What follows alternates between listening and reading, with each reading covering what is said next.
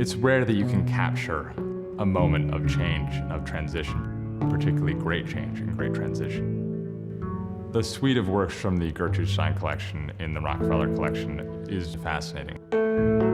It links these two great collecting families, the Steins, with the Rockefellers, who had a similarly adventurous spirit that was driven by strong women who were looking at modernism and really finding themselves. Gertrude Stein, with her brother Leo, had collected these amazing works by Picasso, Juan Gris, Cezanne, Matisse. But when they split up in 1914, they split up all of the works in their collection. The determination that the Rockefellers felt to acquire these works, it speaks volumes as to how well-respected Gertrude Stein's collection and artists were.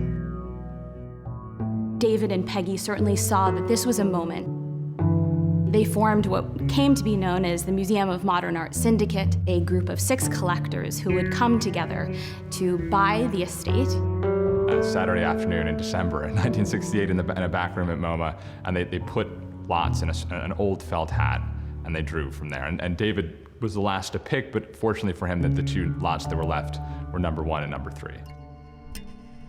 The first selection was this lovely 1905 painting by Picasso, which was actually the second work by Picasso to enter the Stein collection.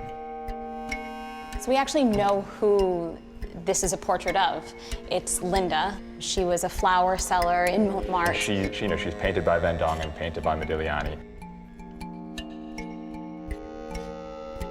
In a painting that has such a unique palette in the way that he uses color and where he chooses to use it.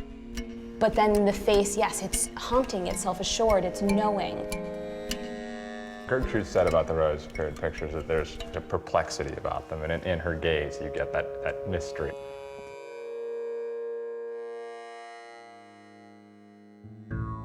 Gris was another artist who was incredibly important in the Stein collection. I think was the second most collected artist in their collection behind Picasso.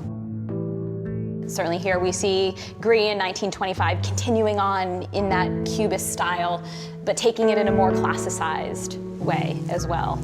Slightly more rounded forms, but still using the lettering that highlighted so much of Cubism.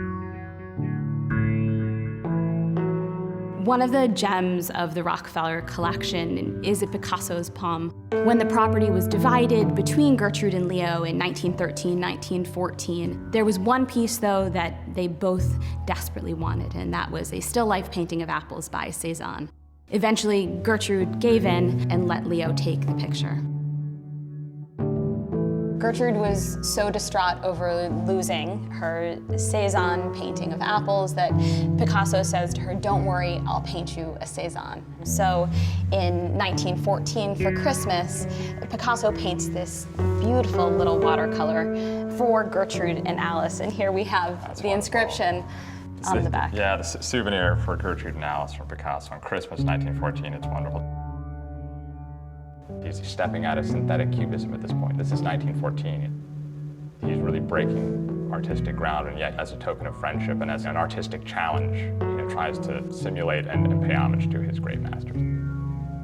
Gertrude Stein's collection, I think, inspired the Rockefellers to think intelligently and to be on the cutting edge of what they were acquiring.